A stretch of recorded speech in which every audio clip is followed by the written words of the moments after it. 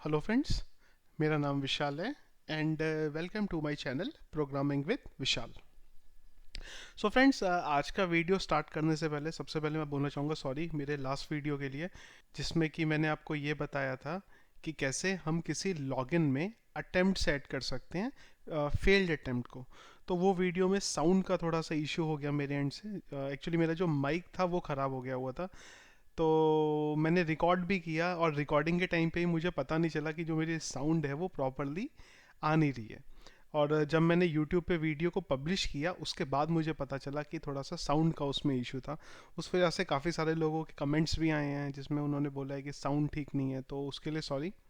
और next time से मैं अपनी तरफ से पूरी कोशिश करूँगा कि आपको जब भी कोई वीडियो पब्लिश हो तो साउंड जो है आपका उसमें प्रॉपर हो। तो आज के वीडियो को स्टार्ट करते हैं, और आज की वीडियो में मैं आप लोगों को ये बताने वाला हूँ कि कैसे आप इनएक्टिव यूज़र को ऑटोमेटिकली लॉग आउट कर सकते हैं अपनी वेबसाइट से। तो यहाँ पे बेसिकली इसका मतलब ये हुआ कि एक हमारे पास लेट्स से कोई पेज है, डैशबोर्ड। वहाँ पे जो हमारा यूज़र आया है, अगर हमारे यूज़र ने कुछ टाइम भी इन तक कोई एक्टिविटी नहीं की तो वो लॉग आउट हो जाए वहाँ से। तो बेसिकली आज हम इसको देखेंगे। जो मैं आपको ये चीज़ बता रहा हूँ ये नॉर्मली आपकी जो फाइनेंशियल डोमेन की वेबसाइट्स होती हैं, स्पेसिफिकली जैसे आप अगर अपनी नेट बैंकिंग यूज़ करते हैं तो वहाँ पे ये चीज़ अप्लाई होती है, जहाँ पे हम ये देखते हैं कि अगर यूज़र ने थोड़ी देर तक कोई भी एक्टिविटी परफॉर्म नहीं की है तो हम उसको कैसे लॉग आउट कर दें। सबसे पहला काम हम यहाँ पे क्या करेंगे कि एक नॉर्मल लॉगिन का पेज बनाएंगे, जैसे कि मैंने अपने लास्ट वीडियो में भी आप लोगों को बताया था। तो यहाँ पे मैंने एक बूटस्ट्रैप की टेम्पलेट ली हुई है, और यहाँ पे क्या करने वाले हैं, ये टेम्पलेट में हम देखने वाले हैं कि कैसे हम सबसे पहले एक नॉर्मल लॉगिन को अप्लाई करेंगे, और उसके बाद जो मैंने आपको ये लॉग आउट वाला प्रोसेस बताया ऑटोमेटिकली वो कैसे करेंगे। तो मैंने इसके लिए ऑलरेडी मेरी ये बूटस्ट्रैप की टेम्पलेट जो है ये बना के रखी हुई है। ये वही टेम्पलेट है जो मैंने अपने लास्ट वीडियो में भी यूज़ की थी। तो यहाँ पे स्टार्ट करते हैं। सबसे पहला काम हम क्या करते हैं कि हमारे ये पेज के टॉप पे चलते हैं, और जब यूज़र हमारे इस बटन पे क्लिक करेगा यानी कि सबमिट के बटन पे क्लिक करेगा तो हम डेटा रिट्राइव कर लेंगे। तो हमने डाल दिया इफ सेट $_ सबमिट। जब भी यूज़र ने सबमिट किया तो सबसे पहले हमने ले लिया ये यूज़र नेम, तो ये हमारे पास आ गया user name is equal to post, और POST कर देते हैं। इसी तरीके से हम पासवर्ड ले लेते हैं, और इसको हम पास कर लेते हैं MySQLi रियल स्केप स्ट्रिंग में। उसके लिए हम यहाँ पे सबसे पहला काम कर लेते हैं, कनेक्टिविटी बना लेते हैं। तो हमने डाल दिया MySQL_connect, local host, root, user name, password मेरा ब्लैंक, और डेटाबेस है मेरा यूट्यूब। चलते हैं हमारे MySQLi under real underscore escape underscore string में, कनेक्टिविटी पास कर देते हैं, और इसको मैं यहाँ पे क्लोज कर देता हूँ। इसके बाद हम सबसे पहले चेक कर लेते हैं कि ये यूज़र हमारे डेटाबेस में एग्जिस्ट करता है या नहीं करता। उसके लिए मैं यहाँ पे एक टेबल बना लेता हूँ। लेट्स से मैंने एक टेबल बना ली यूज़र नाम की, जिसमें 3 चीज़ें डाल दी, आईडी, यूज़र नेम और पासवर्ड। वेरकेर ले लेते हैं, वेरकेर ले लेते हैं, ऑटो इंक्रीमेंट कर देता हूँ और इसे सेव कर देते हैं। और यहाँ पे एक डेटा डाल देता हूँ, let's say Vishal Vishal user table में है हमारे पास। तो यहाँ पे चेक करा लेते हैं MySQLi_query, और यहाँ पे कनेक्टिविटी डाल देता हूँ मैं पहला parameter, then select star from user where user name is equal to $user name and password is equal to $password. अगर ये एग्जीक्यूट होने के बाद हमें कोई डेटा मिला, यानी कि MySQLi num अंडरस्कोर रोज RES में अगर हमें कुछ भी डेटा मिला तब तो ठीक है, अदरवाइज हम यहाँ पे एक वेरिएबल बना लेते हैं $मैसेज, और इसमें डाल देते हैं please enter valid login details. और यहाँ पे लिख देते हैं हम लेट्स से अभी के लिए यस। ये वेरिएबल को हम बाहर इनिशियलाइज कर देते हैं ब्लैंक से, और इसको मैं यहाँ पे एक डिव बना के प्रिंट कर देता हूँ मैसेज को, इको मैसेज, और इसकी आईडी लिख देता हूँ मैं रिजल्ट। और ये रिजल्ट नाम से हमारी ऑलरेडी मैंने एक यहाँ पे आईडी बना के रखी है जिसका कलर रेड रखा हुआ है। चलते हैं, कुछ भी डाला मैंने तो please enter valid login detail, और अगर विशाल विशाल डाला तो मेरे पास यस आ गया। परफेक्ट है यहाँ तक। सेशन को स्टार्ट कर लेते हैं। सेशन तो स्टार्ट करना पड़ेगा, लॉगिन हम करते हैं तो। और यहाँ से हम क्या कर लेते हैं, $_ सेशन में मैं एक वैल्यू डाल देता हूँ, लेट्स से अज्यूम is_login, और यहाँ डाल देते हैं यस। और इसी के साथ एक और वेरिएबल हम यहाँ बनाते हैं, लेट्स से लास्ट एक्टिव टाइम, और यहाँ मैं डाल देता हूँ टाइम। तो टाइम फंक्शन क्या करता है, हमें टाइम स्टैम्प देता है। तो इसमें हमने डाल दिया जब भी यूजर ने लॉगिन किया वो टाइम पे हमने जो टाइम स्टैम्प है उसको इस वेरिएबल में डाल दिया लास्ट एक्टिव टाइम में। और हम इसे रीडायरेक्ट कर देते हैं, header location let's say -bo.php,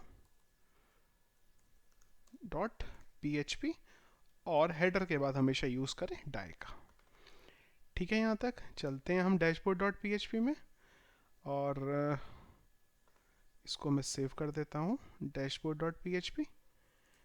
यहाँ पे सिंपल काम करेंगे, एक तो सेशन को स्टार्ट करेंगे और चेक कर लेते हैं इस वेरिएबल को कि if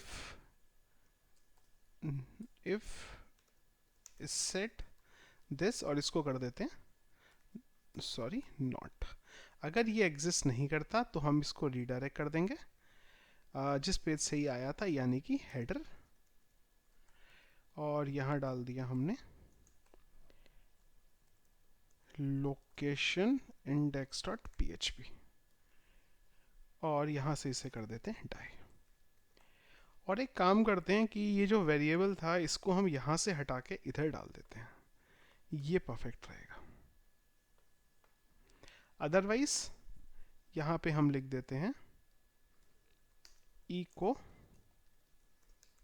हेलो, और यहाँ पे एक तो लॉग आउट के लिए बटन बना लेते हैं, तो मैं यहाँ लिख देता हूँ ahref, और यहाँ से हम भेज देंगे इसे लॉग आउट पे। और मैं एक लिंक और यहाँ पे बना लेता हूँ, बेसिकली मैं यहाँ पे कुछ नेविगेशन बनाना चाह रहा हूँ आपको टेस्ट कराने के लिए। तो यहाँ से मैं एक br डाल देता हूँ, और मैं एक और पेज बना लेता हूँ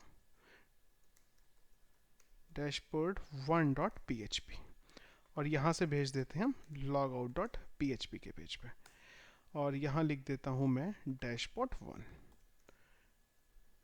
कॉपी, और इसी की एक रेप्लिका बना लेते हैं हम dashboard1.php नाम से भी, dashboard1.php। यहाँ से इसको भेज देंगे हम डैशबोर्ड पे। बेसिकली मुझे इंटरलिंकिंग करनी थी, उसके लिए मैंने ये सब किया है। और यहाँ पे एक पेज बना लेता हूँ मैं लॉग आउट के लिए। लॉग आउट पे क्या करते हैं, ये जो हमारा सेशन था इसे मैं अनसेट कर देता हूँ। सारे सेशन जो है मेरे, मैं उन्हें अनसेट कर देता हूँ, और इसको भी अनसेट कर देता हूँ। और इसके बाद मैं इसे रीडायरेक्ट कर देता हूँ इंडेक्स के पेज पे। परफेक्ट है यहाँ तक। एक बार अभी चलते हैं और देखते हैं। तो मैंने डाला यहाँ पे विशाल विशाल, और ये क्या हुआ पता नहीं, एक बार देखते हैं। ये स्पेलिंग मेरी गलत है, यहाँ पे लोकेशन आना था, इसको ही मैंने कॉपी की। ओके, अंदर ठीक है मेरी, बस वहीं पे गड़बड़ थी। पेज को मैंने रीलोड किया, यहाँ डाला विशाल एंड विशाल, तो देखिए ये अंदर आ गया। यहाँ से मैं इधर के पेज पे भी जा सकता हूँ, इधर से वापस आ सकता हूँ, और अगर मैं यहाँ से लॉग आउट कर दूंगा तो मैं फिर से पीछे आ जाऊंगा, मैं अंदर के पेज पे नहीं आ सकता। तो यहाँ पे जो बेसिक लॉगिन का पेज बनाना था वो हमारा बन गया। अब हमें यहाँ पे जो यूज़र को ऑटोमेटिकली लॉग आउट करना है वो काम करना है, तो हम चलते हैं हमारे उस प्रोसेस की तरफ। तो अब उसके लिए क्या करते हैं कि जो हमारा ये डैशबोर्ड डॉट हमने जो पेज बनाया है dashboard dot P H P और dashboard one dot P H P, तो यहाँ पे अगर आप देखेंगे तो हमने एक सेशन का वेरिएबल लिया है लास्ट एक्टिव टाइम। तो मैं क्या करता हूँ कि इसको प्रिंट अंडरस्कोर आर कर देता हूँ और इसको मैं दोनों पेज पे प्रिंट अंडरस्कोर आर कर लेता हूँ, डैशबोर्ड पे भी और डैशबोर्ड वन पे भी। अभी एक बार हम लॉगिन करते हैं और चलते हैं अंदर। तो देख लिए ये मुझे बेसिकली लास्ट मेरा जो लॉगिन टाइम में मिल जाएगा जब मैं इधर जाऊंगा और मैं इधर गया इधर गया इधर गया इधर गया इधर गया इधर गया, जैसे जैसे मैं जाते जा रहा हूँ तो मेरा ये जो टाइम है ये बढ़ता जा रहा है। ठीक है, क्योंकि हमने इसमें लास्ट एक्टिव टाइम डाला है। बिल्कुल ठीक है। तो अब हमें क्या करना है, हमें सबसे पहले ये डिसाइड करना है कि यूज़र को हम कितनी देर तक चाहते हैं कि वो रहे और कितनी देर के बाद उसे ऑटोमेटिकली लॉग आउट कर देना है।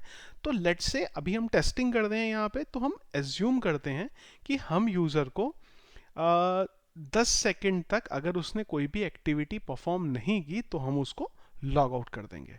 ठीक है, चलते हैं हम। तो यहाँ क्या करते हैं, ये सेशन में डेटा डालने से पहले, इससे भी पहले, सबसे पहले मैं ये चेक करता हूँ कि जो यूज़र मेरे पास आया है क्या उस यूज़र ने पिछले 10 सेकंड में कोई भी एक्टिविटी परफॉर्म की है या नहीं की है। तो उसके लिए एक कंडीशन लगाते हैं, इफ टाइम माइनस दिस,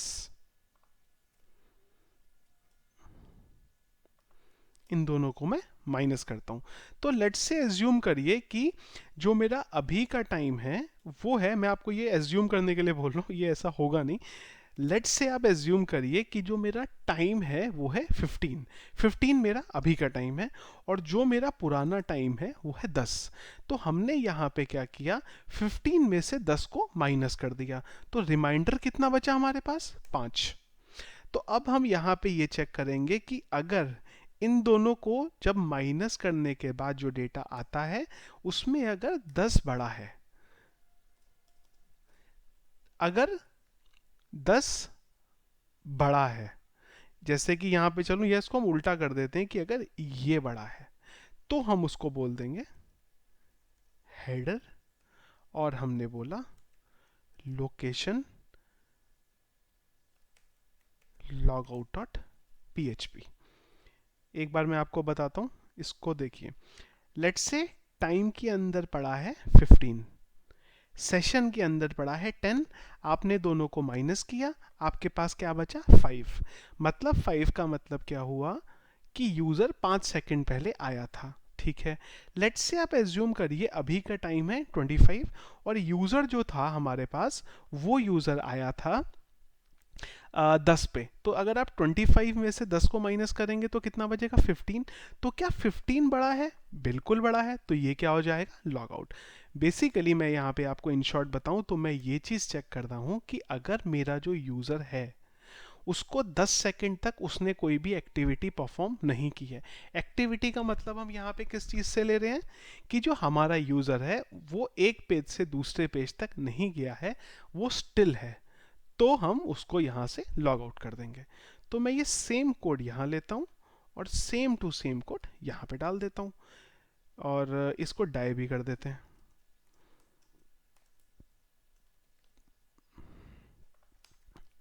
अब चलते हैं एक बार और ये पेज को रीलोड करते हैं। देखिए जैसे ही रीलोड हुआ तो आपको क्या हो गया, इसने लॉगिन के पेज पे रिडायरेक्ट कर दिया। मैं फिर से डालता हूँ विशाल और यहाँ भी डालता हूँ विशाल, तो इसने क्या किया, मुझे लॉगिन ही नहीं करने दिया। एक बार चेक कर लेते हैं कि इसने ऐसा क्यों किया। इसमें से मुझे चेक करना पड़ेगा, ओके। इसके साथ मुझे एक चीज़ और चेक करनी पड़ेगी कि ये कंडीशन तब होगी जब ये सेशन का वेरिएबल एग्जिस्ट करेगा। क्यों, क्योंकि जब यूज़र फर्स्ट टाइम लॉगिन होके आया वो टाइम पे तो ये वेरिएबल एग्जिस्ट ही नहीं करता। तो हम यहाँ डाल देते हैं इफ इज सेट दिस चीज़, अगर ये सेट है तभी ये चीज़ हो, अदरवाइज ना हो।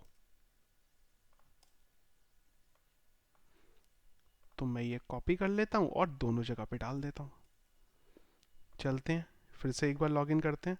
तो हमने बोला विशाल एंड विशाल। तो देखिए हम अंदर आ गए। अब हम डैशबोर्ड 1, डैशबोर्ड, डैशबोर्ड 1, डैशबोर्ड, हम अभी बराबर ट्रैवल कर रहे हैं दोनों पेजेस में। अब अगर मान लीजिए मैं डैशबोर्ड के पेज पे स्टिल हूँ, कितनी देर तक? 10 सेकंड तक। जैसे कि आई गेस 5 सेकंड हो चुका होगा, तो 6, 7, 8, 9, 10। अब अगर मैं किसी भी पेज पे नेविगेट करूंगा तो इसको मुझे ऑटोमेटिकली लॉग आउट के पेज पे रीडायरेक्ट कर देना चाहिए। देखते हैं ये होता है नहीं होता। देखिए, जैसे ही अब मैंने किसी दूसरे पेज पे गया तो इसने मुझे ऑटोमेटिकली लॉग आउट के पेज पे रीडायरेक्ट कर दिया। अब ये जो कंडीशन है आपकी, ये हर पेज पे आपको डालनी पड़ेगी। उससे अच्छा ये है कि हम इतना जो पूरे का पूरा काम है हमारा, ये हर पेज पे हमें डालना पड़ेगा। तो मैं क्या करता हूँ कि ये कॉमन फाइल बना लेता हूँ। इतने के लिए मैं कॉमन फाइल बना लेता हूँ, इससे भी हटा देता हूँ और इससे भी हटा देता हूँ। इसकी जगह पे मैं एक फाइल को इंक्लूड कर लेता हूँ, या फिर हम इसे रिक्वायर करते हैं एक्चुअली में, क्योंकि वो फाइल हमें ज़रूरी चाहिए। तो यहाँ डाल देते हैं हम user_auth.php, और इस फाइल को मैं यहाँ भी डाल लेता हूँ और यहाँ भी डाल लेता हूँ। ये स्पेलिंग कुछ गलत हो गई, user_auth, और इस फाइल को मैं सेव कर देता हूँ मेरे पास, user_auth.php। एक बार फिर देखते हैं। विशाल, विशाल मैं बराबर आया, मैं अंदर के पेजेस में बराबर नेविगेट कर सकता हूँ। और अब काउंटिंग स्टार्ट करते हैं। 1, 2, 3, 4, 5, 6, 7, 8, 9, 10। अब क्लिक करूंगा तो ये लॉग आउट हो जाना चाहिए। देखिए, क्लिक किया, लॉग आउट हो गया। लेकिन एक चीज का इशू है बस, अगर मैं कोई एक्टिविटी परफॉर्म ही नहीं करूं तो ऑटोमेटिकली लॉग आउट हो जाना चाहिए ना। हमें वेट क्यों कराएं कि वो किसी दूसरे पेज पे जाए? मतलब अगर मैं यहाँ कोई एक्टिविटी परफॉर्म नहीं करता तो ये अपने आप ही लॉग आउट हो जाए। अभी क्या होता है कि जब हम किसी दूसरे पेज पे जाते हैं, ये वो टाइम पे हमें लॉग आउट करता है। तो हमने इसको क्या बोला कि भाई तू ऐसा मत कर। अगर यूज़र एक्टिविटी परफॉर्म ना करे तो तुझे यूज़र को दूसरे पेज तक जाने का वेट नहीं करना, उसे वैसे ही लॉग आउट कर दे। तो उसके लिए हमें क्या करना पड़ेगा?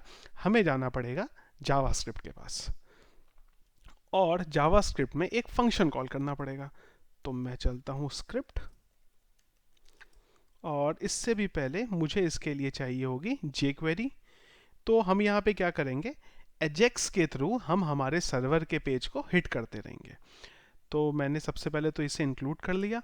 अब मैं क्या करने वाला हूँ, एजेक्स के थ्रू हमारे एक पेज को हिट करने वाला हूँ, और उस पेज से पूछने वाला हूँ कि अगर यूज़र का जो सेशन का टाइम है वो निकल गया हुआ है तो मुझे बताओ, मैं यूज़र को ऑटोमेटिकली लॉग आउट कर दूंगा। तो हम यहाँ पे क्या करते हैं, एक फंक्शन बनाते हैं, फंक्शन, और इसको बोलते हैं check user.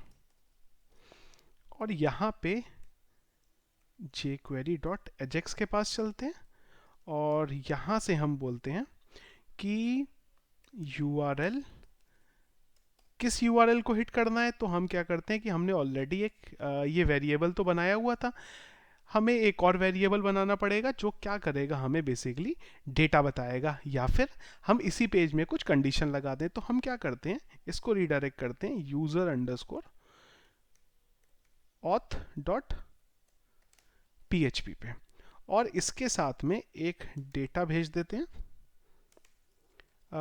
Let's say type is equal to ajax, और सक्सेस होने पे हम बोलते हैं एक फंक्शन को कॉल करो, डेटा को रिजल्ट में लो, RESULT, और अभी के लिए खाली console.log में हमें रिजल्ट दिखा दो।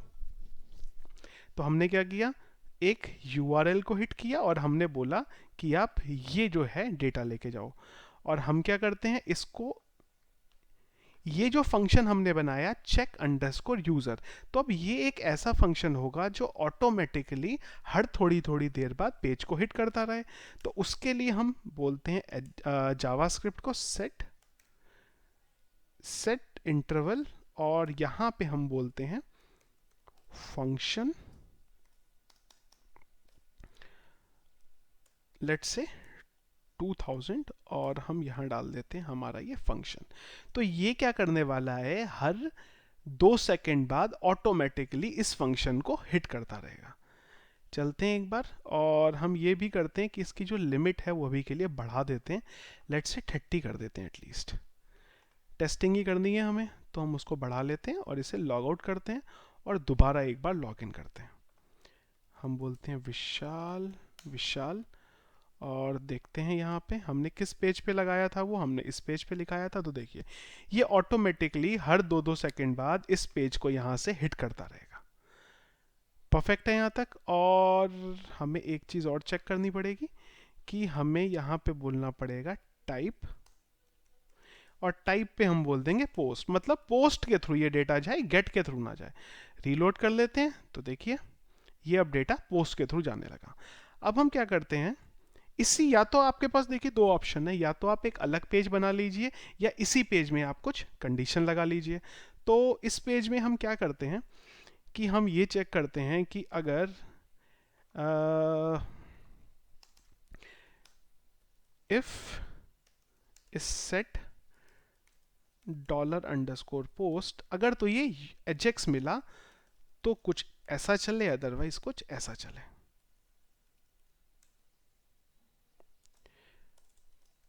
परफेक्ट है जी, ठीक है। अब हम ये दो कंडीशन डाल लेते हैं यहाँ पे। एक हमारी कंडीशन तब चलेगी जब हमें डेटा मिलेगा, सॉरी जब हमारा एजेक्स के थ्रू डेटा आएगा, और एक कंडीशन हमारी वो हो जाएगी जब हमारा ये नॉर्मल वे में चल रहा होगा। तो हम यहाँ पे ये कंडीशन लगा लेते हैं और यहाँ डाल देते हैं लेट्स से इको लॉग आउट, एल्स हम यहाँ पे कुछ नहीं डालते। अब देखिए क्या होता है, हम आए और हमने रीलोड किया। अब देखिए इसको इसको अब हम क्या करते हैं, टेस्टिंग के लिए जो टाइम है इसे थोड़ा कम कर देते हैं। अब देखिए जैसे ही हमारे 10 सेकंड कंप्लीट होंगे,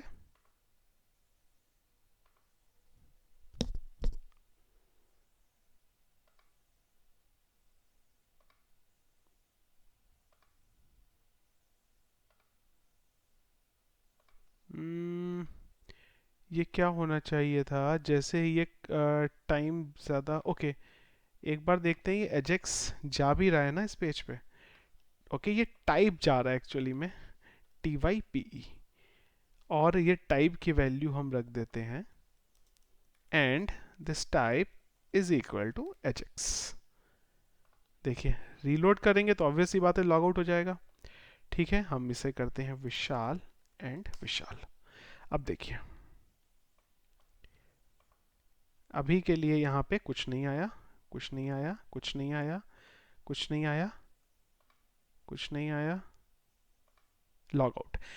जैसे ही आपके 10 सेकंड पूरे हुए तो हमें वहां से रिप्लाई आ गया लॉग आउट। तो हमारे पेज पे चलते हैं और यहाँ पे एक कंडीशन डाल देते हैं, if result is equal to log out. तो हम इसको रीडायरेक्ट कर दें window dot location dot href logout dot php, और ये सेम कोड को मैं मेरे दूसरे पेज पे भी डाल देता हूं, लॉग आउट। अब देखिए अब हम 10 तक काउंट करते हैं, 1 2 3 4 5 6 7। देखिए जैसे ही वो 10 सेकंड मेरे पूरे हुए तो मैं ऑटोमेटिकली लॉग आउट हो गया। अब अगर मैं फिर से डिटेल डालता हूं, विशाल एंड विशाल VISHAL, अब अगर मैं डिटेल डालता हूं और अगर तो मैं नेविगेट करता रहूंगा पेजेस पे तब कोई दिक्कत नहीं है, पर अगर मैं किसी भी पेज पे जाके थोड़ी देर के लिए रुक गया तो ये क्या करेगा, मुझे ऑटोमेटिकली लॉग आउट कर देगा। देखिए आई गेस 10 सेकेंड हमारे होने वाले होंगे। जैसे ही 10 सेकेंड हमारे पूरे हुए तो ये हमें ऑटोमेटिकली लॉग आउट कर देगा। अब अगर आपको यहाँ पे कुछ मैसेज भी दिखाना था तो आप मैसेज भी दिखा सकते हैं, उसकी कोई प्रॉब्लम नहीं है। सो फ्रेंड्स, ये बेसिकली हमारे पास तरीका होता है कि अगर हमें यूज़र को ऑटोमेटिकली एक टाइम ड्यूरेशन के बाद लॉग आउट कर देना है, तो यहाँ पे जब आप इस स्क्रिप्ट को यूज़ करेंगे तो आप ये टाइम का ध्यान रखेंगे कि आप कितनी देर बाद चाहते हैं कि जो आपका यूज़र है वो ऑटोमेटिकली लॉग आउट हो जाए। ये सेकंड्स में है, तो अगर आपको 1 मिनट डालना है तो आपको 6 ही रखना पड़ेगा। अगर आपको 15 मिनट तक करना है यूज़र को, तो आपको यहाँ पे 60 को मल्टीप्लाई करना पड़ेगा 15 के साथ, उतने मिनट्स के साथ। सो फ्रेंड्स, आज का वीडियो जो हमारा था मैं उसे यहीं पे कंप्लीट करता हूँ। आई होप कि जो बताने की मैंने आपको कोशिश की है वो आप लोगों को समझ में आया होगा। और अगर अभी भी आपका कोई प्रॉब्लम है, कोई भी डाउट है, तो आप प्लीज़ हमारे वीडियो के कमेंट बॉक्स में अपना प्रॉब्लम डालिए। मैं अपनी तरफ से पूरी कोशिश करूँगा कि आपके प्रॉब्लम को रिजॉल्व कर सकूँ। ये सोर्स कोड अगर आपको चाहिए तो प्लीज़ उसका भी लिंक मैंने वीडियो के डिस्क्रिप्शन में दिया हुआ है, आप उसे वहाँ से डाउनलोड कर सकते हैं। और फ्रेंड्स, अगर आपको ये वीडियो पसंद आता है तो प्लीज़ वीडियो को लाइक करिए, क्योंकि आपके लाइक करने से ही मुझे पता चलता है कि जो मैं वीडियो आपके लिए बना रहा हूँ वो आपको पसंद आ रहे हैं। और हमारे चैनल को सब्सक्राइब भी करिए। Thank you.